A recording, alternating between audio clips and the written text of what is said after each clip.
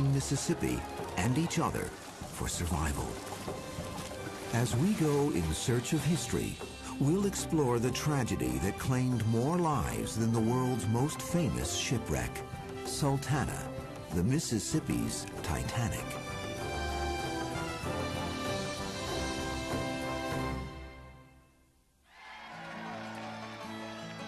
April 13th, 1865. Shouts and cheers of joy erupted throughout much of the nation upon hearing of Lee's surrender to General Grant at Appomattox. The Civil War, which had raged on for 4 years and claimed more than 600,000 lives, was finally over. 5,000 Union soldiers at Camp Fisk, outside Vicksburg, Mississippi, were particularly thrilled with the news.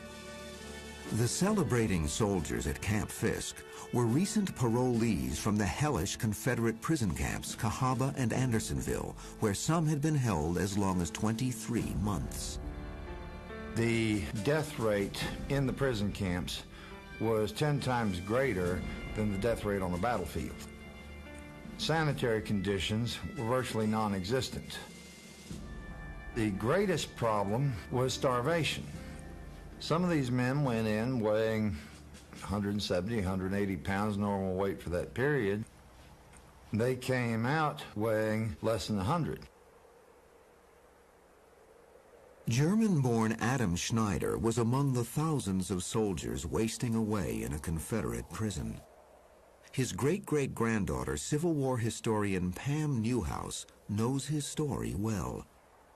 It was a terrible hardship. The river overflowed its banks several times, the worst time being in March of 1864. Many of the men had to stand in knee-deep water or higher water for 2 to 3 days. Another soldier who survived the atrocities of prison camp was Private Chester Berry of the 20th Regiment Michigan Volunteer Infantry. In his memoirs, he recalled his joyous arrival once paroled to Camp Fisk. I never experienced a happier day in my life than I did when we marched under the old Stars and Stripes at the Big Black River Railroad Bridge. It seemed to us that the all-wise ruler had gotten up a bit of sunshine and a small breeze in order that we might see that glorious emblem of liberty proudly unfold itself and kiss the sunshine. Now that the war was over, the battered prisoners consoled each other with talk of their impending release and of the long-awaited homecoming shortly to follow. Since much of the nation's railroad system had been demolished by the war, the government was already making plans to send troops home via steamboats on the mighty Mississippi River. By the Civil War's end, the Mississippi bore little resemblance to the rich, colorful waterway idealized in the writings of Mark Twain. 4 years of fighting had destroyed numerous dams and levees, allowing snowmelt and floodwaters to overflow banks and swallow farms, and in some cases, entire towns. Despite these disastrous conditions, trade and commerce continued unabated as countless steamboats alighted upon the swirling brown waters of the Mississippi and Ohio rivers.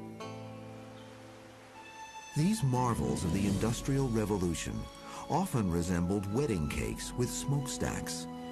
Due to their unique design, they could navigate waters as shallow as 2 feet deep while carrying tremendous cargo loads.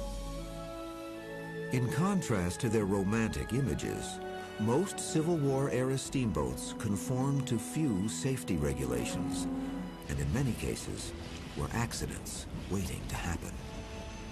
They built these things out of flimsy wood. They built them so they could be as light as possible, they could be as fast as possible, and as profitable as possible. And they used varnishes and different flammable materials to seal the decks. The government had passed some steamboat regulations, but when the war came along, both sides started requisitioning the steamers to transport troops and equipment. and the military suspended all the regulations on the grounds of military necessity. Among the many private steamboats requisitioned by the government to transport Union troops and supplies was the 260-foot sidewheeler Sultana.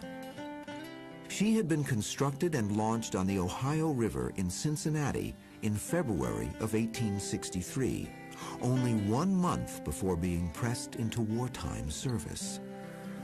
Expectations ran high for Sultana.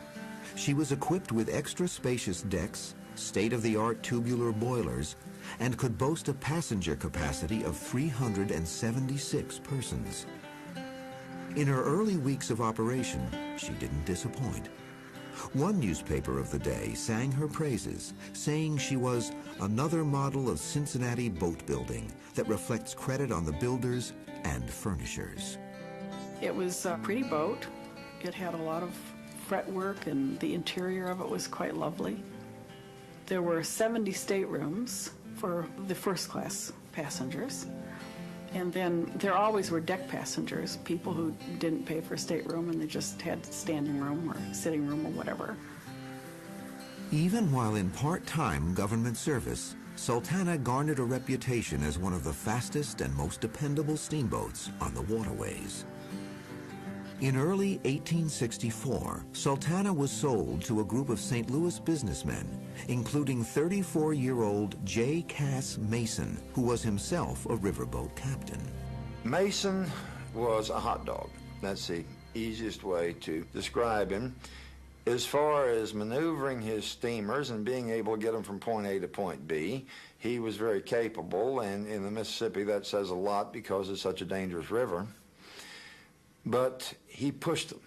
He prided himself on speed, not only meeting his schedules perhaps, but even exceeding them, because the fast steamer got the cargo and got the passengers. Mason was also a man with financial problems, like many of the high-living riverboat pilots whose business had been hurt by the war. He's a northerner, all right, but he was transporting goods to the Confederacy at one point. So I guess maybe he was just not above transporting anything for the buck. During the summer and fall of 1864, Mason pushed Sultana to her limits, setting a new speed record on the Mississippi. The numerous hurried trips and the high steam pressure they required took a toll on the boat's tubular boilers. Their temperamental coolant tubes were continually clogged with Mississippi mud, prompting pressure to rise, increasing the danger of an explosion.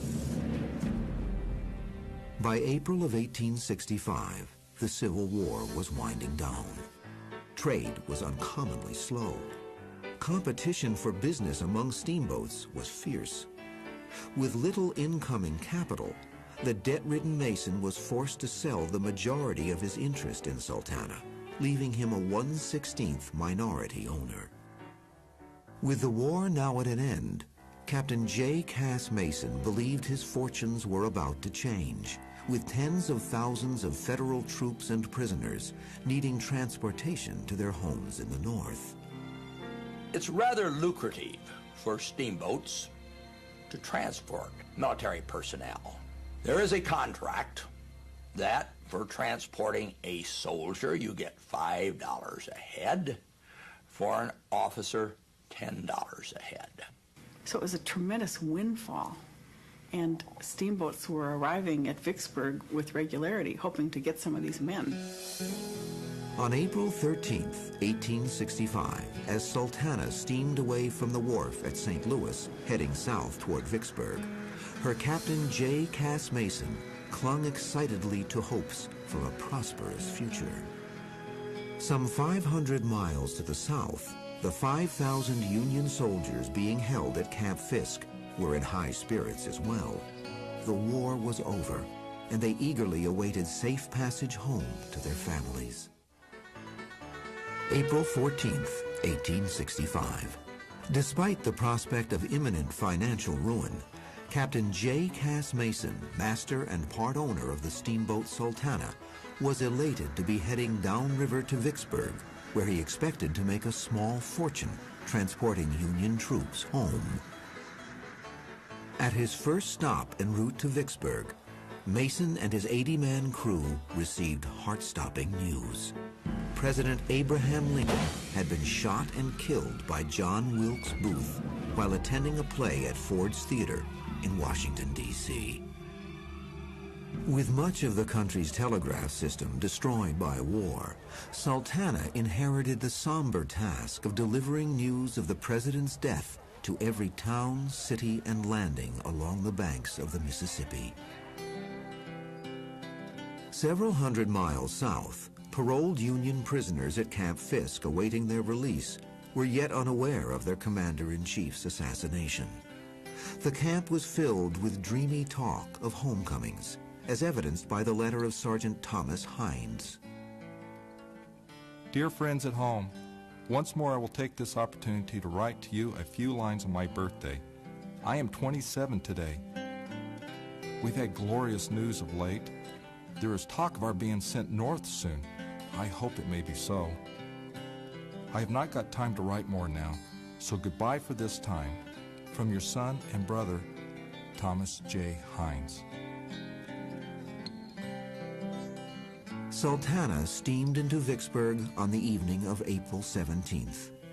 There, Captain Mason met with Colonel Reuben B. Hatch, Chief Quartermaster of the Department of the Mississippi. Hatch was Mr. Corruption. He was in charge of arranging transportation, but he would not do anything without being paid off. The Army Command had initiated court-martial proceedings against him before. But the problem was his brother and various friends had been instrumental in Lincoln's election. So Hatch's political protection extended all the way to the White House. So he was covered. Like J. Cass Mason, Hatch saw a huge potential for profit in the transporting of freed POWs home. After conferring with Mason, it was agreed that Hatch would receive a commission to place a large load of Camp Fisk soldiers aboard the Sultana. And his idea of a large load was 1,500 men, which would have been a pretty good size load, bigger than most loads. And Hatch was willing to give it to him, it looks like.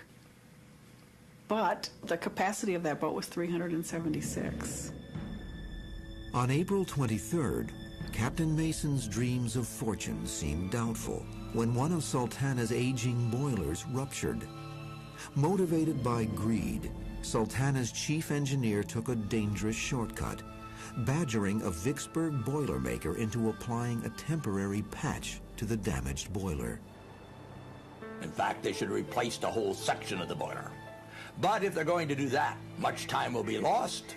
2 vessels have sailed upriver already. 1,300 on one of them, 700 on the other. And this is maybe their last opportunity. While Sultana's boiler was being repaired, Captain Mason went ashore to collect his human cargo. The officer in charge of sending the thousands of men from Camp Fisk to the waiting steamboats at Vicksburg was Captain Frederick Speed. Upon filling out the rolls listing all soldiers, Speed would see to it they were shipped out in a timely fashion. And I don't think that Captain Frederick Speed knew what was going on. I don't think he took a bribe. They were bringing the men from Camp Fisk in by the train load, about 600 per load. Speed was there physically to load the first train load. Then he went off. Well, when Speed came back, another load had been put on, a second load, a train load, and he didn't really realize that. I don't know why someone didn't tell him, but then here came a third load, and Speed thought this was the second load. In addition to the paroled Union prisoners waiting to board Sultana at Vicksburg, there were 100 civilians with tickets for passage. Among them were 34-year-old Ann Annis, her husband, Lieutenant Harvey Annis, and their 7-year-old daughter, Belle. Ann had come to Vicksburg to care for her ailing husband and to accompany him back home to Wisconsin. She later recalled Sultana's overcrowded decks. Great fear was felt by everybody on account of the large number of passengers and the boat being top-heavy. The clerk pointed out to my husband and myself the sagging down of the hurricane deck in spite of extra stanchions which were put in a great many places. The boat was very much crowded, but the men behaved very well indeed. While the wooden support beams were posted under Sultana's deck, Mason stood on the wharf at Vicksburg, tabulating his profits, as a seemingly endless flow of gaunt, blue-clad troops boarded Sultana. Seeing the boat's sagging decks, the line of soldiers suddenly stopped. The few men with the strength to protest demanded to be transferred to the Pauline Carroll, a near-empty steamer docked at the wharf. To prevent the loss of valuable passengers, a loading officer concocted an outrageous story. The loading officer told them, you can't go on that boat because there's smallpox on board.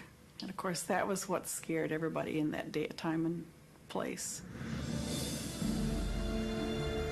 Pauline Carroll left with 17 passengers, and some of the passengers were remarking, isn't it a shame to load that many men on that boat? Private Isaac Van Nuys of the 57th Indiana Infantry was among the soldiers being hastily packed onto Sultana. When we were crowded on the vessel, I think it was 6 times its capacity. We were huddled together like sheep for the slaughter. Many as yet suffering from battle wounds, and most of them emaciated from starvation in prison pens.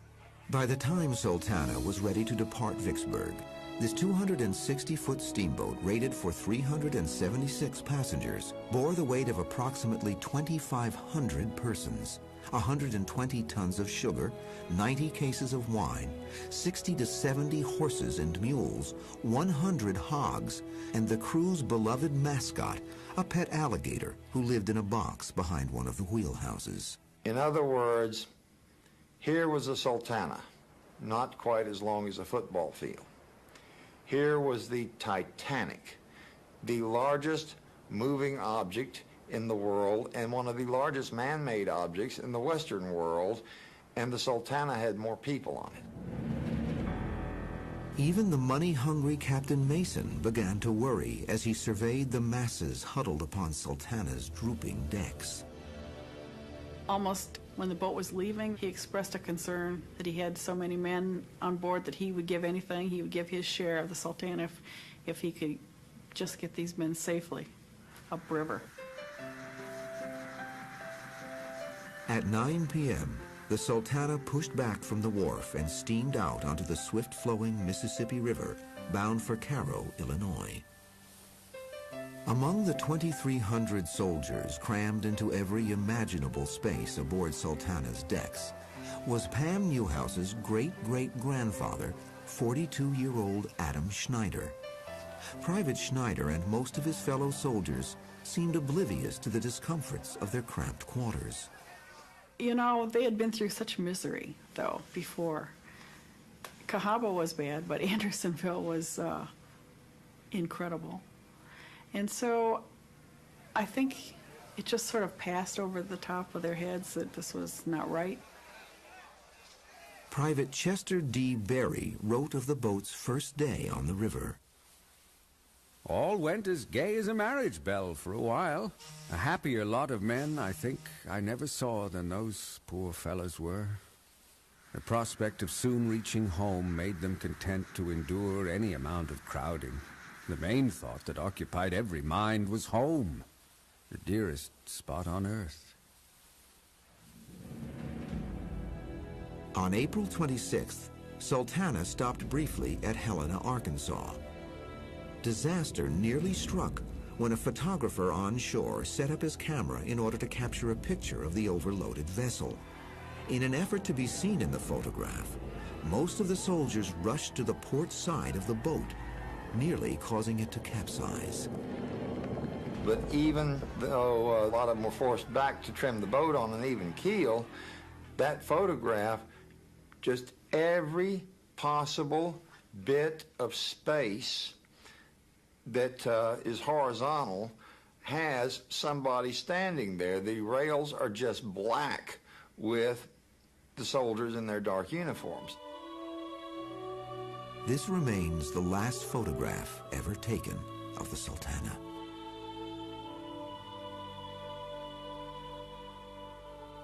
After a last stop at Memphis, Sultana's overcrowded soldiers settled in for the night. The officers were entitled to salon space, rank having its privileges. The enlisted men were crammed out on the decks wherever they could. Some of them, who considered themselves lucky at the time, managed to get up near the boilers. And there they could keep reasonably warm. At 2 a.m., all was quiet on board Sultana as she steadily churned past a small group of islands known as Patty's Hen and Chickens. War-weary men slumbered peacefully, dreaming of homecomings and reunions.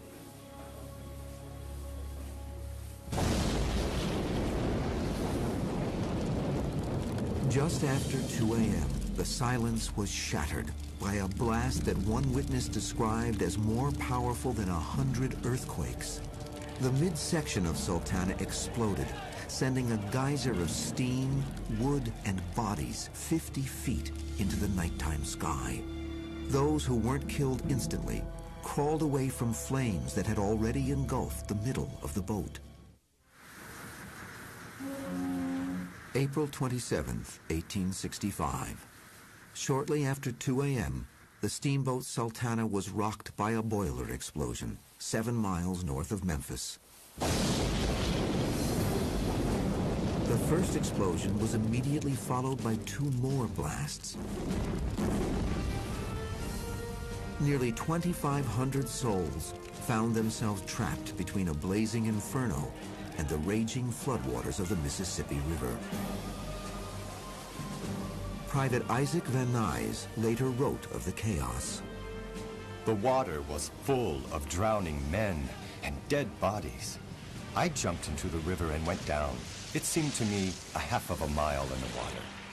I managed to get 2 pieces of timber together by tying them with my suspenders around one end and nailing a board across the other end with a chunk of wood.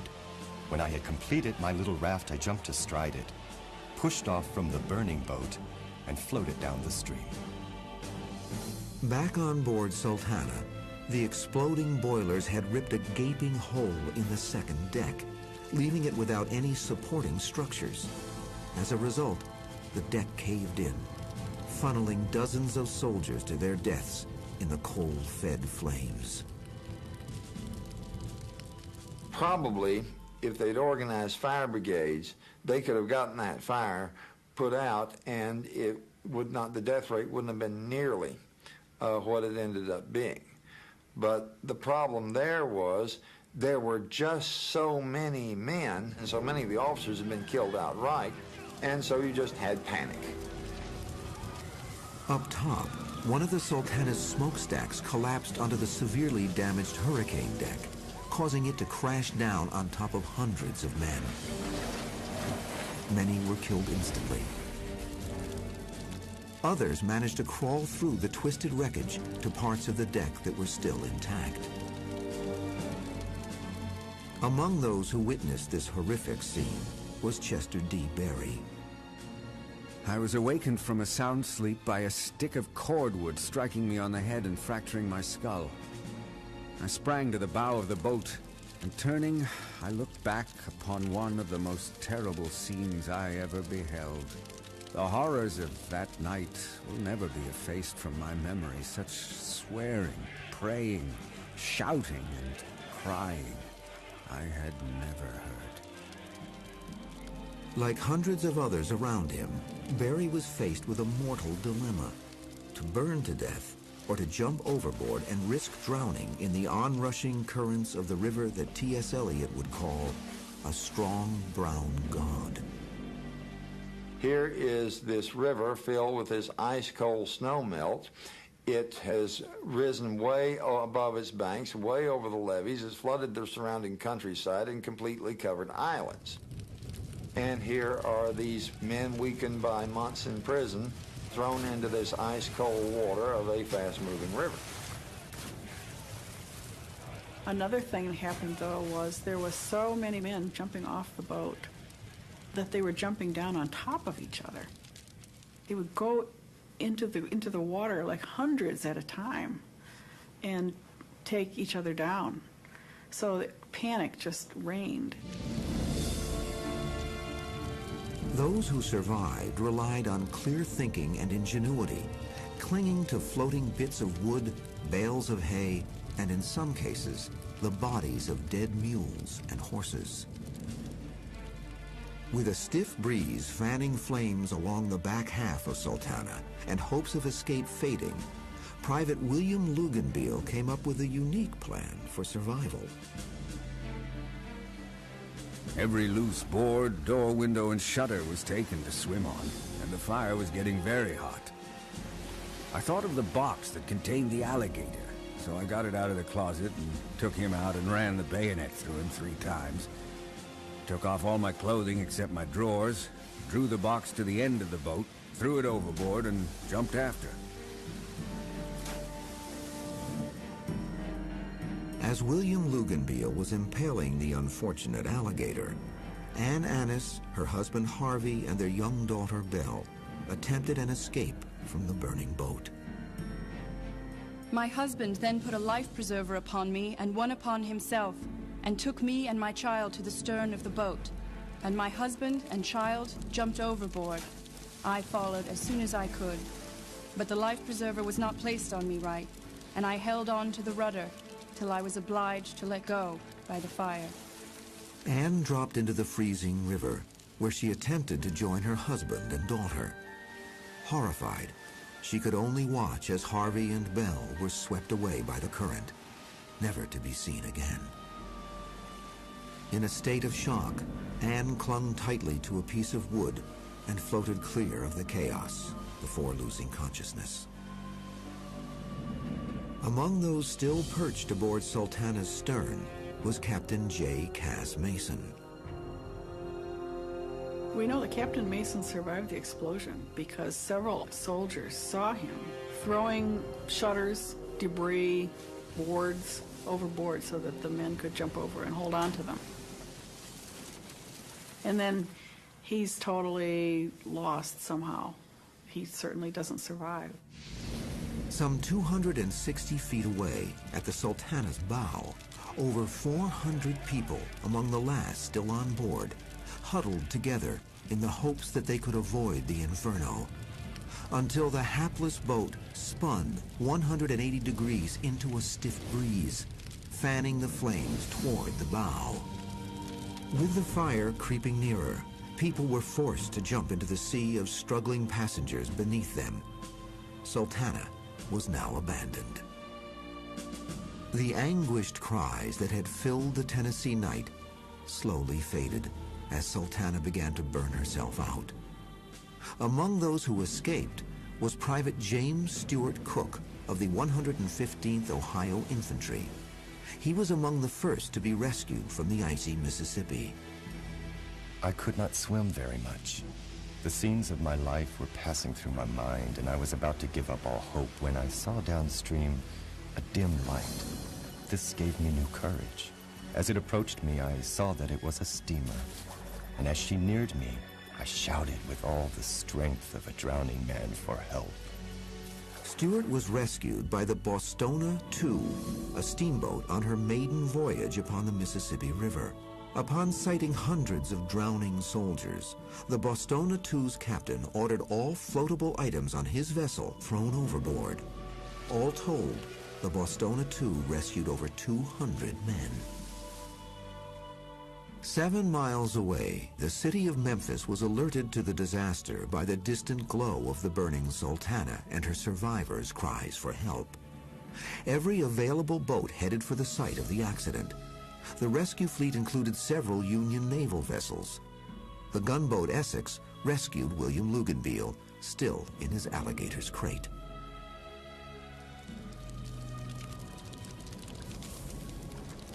At 9 a.m., with a final hiss of steam and water, Sultana disappeared beneath the murky floodwaters of the Mississippi, taking with her the remains of hundreds of unfortunate souls. By day's end, 786 survivors had been rescued and brought ashore. More than 200 of them would succumb to their injuries in the coming weeks, raising the death toll to more than 1,700 persons. What should have been a routine river transport was now the worst marine disaster in the history of the United States.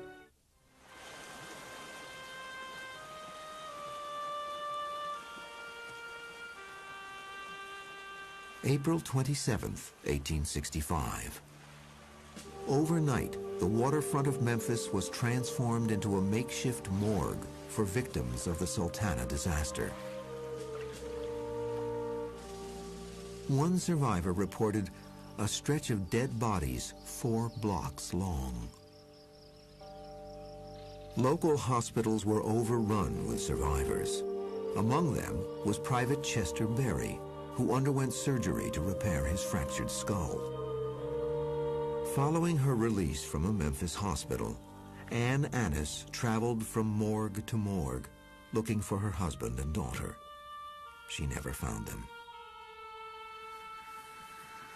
In the weeks following the disaster, the surviving soldiers once again boarded steamboats and headed north for Camp Chase, Ohio, where they were discharged from service. The last Sultana survivor left Memphis on June 7th, 1865. The happiness of survivors' homecomings proved to be short-lived, as they embarked upon the inexpedient task of seeking government restitution for their suffering. They tried for years to get a special pension because of this disaster, and that it never came to pass, in spite of the fact that they were willing to lay down their lives for this country. The government was not willing to stand up for them. And that was a bitter lesson, I think, because so many of them had been so patriotic. Private Chester D. Berry wrote of his attempts to obtain a survivor's pension. 2 or 3 months afterward, my mother received official notice from Washington that her son was killed upon the Sultana. And my name stands today upon the Michigan Adjutant General's report for 1865 as killed by the explosion of the steamer Sultana. Yet, when in after years I applied for a pension for that fractured skull, I was obliged to prove that I was upon the Sultana. As important to the men as their pensions was the government's recognition of the enormity of the disaster. In 1885, the men formed the Sultana Survivors Association. They will band together, have reunions, try to get a monetary award, but none of them get any more than any other Union soldier with no disability. $8 a month. They will try to get a government monument. Such grace many of the great battlefields of the Civil War, or even the prison camps of the Civil War. They do not.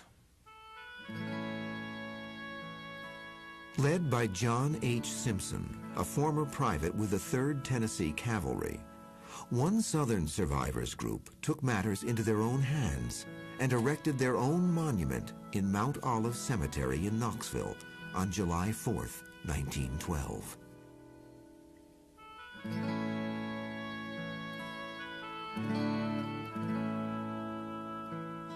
As the years passed, the size of the reunions dwindled. The last living survivor of the Sultana, 96-year-old Elkanah Millard of the 3rd Tennessee Cavalry, died on March 3rd, 1937. Though all the survivors of the Sultana disaster were now gone, their tales of sorrow and loss lived on through their families. The misery never ended for these poor Civil War guys. Not only on the battlefield, but then they had to go through a horrible time in prison. You might wonder, even the ones that survived the Sultana, were they really all right? I mean, were they mentally all right? And the fact of the matter is that many of them weren't all right. Michael Conrad was one who was never able to put this behind him, because on the anniversary of the sinking, on April 27th of every year, he would come to my grandmother's house, and they said he would cry like a baby. Just cry like a baby is how it was put. The heartbroken survivors' grief would soon turn to outrage upon hearing the shocking results of the government's investigations into the disaster.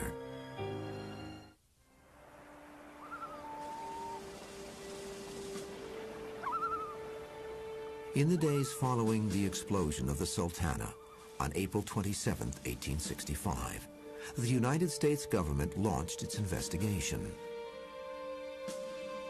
The points raised are, who was responsible for picking Sultana? Who was responsible for putting the prisoners of that great number aboard Sultana, and how many were they? The government pursued 3 separate investigations, and ultimately court-martial charges were placed against Captain Frederick Speed, the exchange officer who had miscounted the number of men at Camp Fisk. Speed was initially convicted, but his court-martial was later overturned. No one else was ever tried for the disaster. Among the Union officers avoiding prosecution was the corrupt quartermaster, Colonel Reuben Hatch, who had arranged for the soldiers to travel aboard Sultana. So, in the end, nobody was punished for this, or nobody was held accountable, let's put it that way. I think that's the crime, that, you know, no one was held accountable for this. There were some in the nation who were outraged when the Army wrapped up its investigations in 1866. The Chicago Tribune commented, "This report reads very much like a studied attempt to conceal the guilty and whitewash those who crowded 2,400 souls on a boat that ought not to have received 1/4 of that number." The government whitewash of the disaster even extended to Sultana's crew members. The engineer who had coerced the Boilermaker in Vicksburg to apply the temporary patch was never charged. Instead, the blame was placed with the second engineer, who died as a result of burns he had suffered in the blast. By the summer of 1865, the Sultana tragedy had faded from the American consciousness. The nation was consumed by the daunting task of reconstruction. The public was jaded and indifferent to death. They had just come through a 4-year war. Over 600,000 soldiers had died. To most people in the United States, the Sultana was just another casualty list. It disappears very fast from the press, particularly the Eastern press. And unfortunately, this terrible destruction, the transport to disaster, is soon forgotten.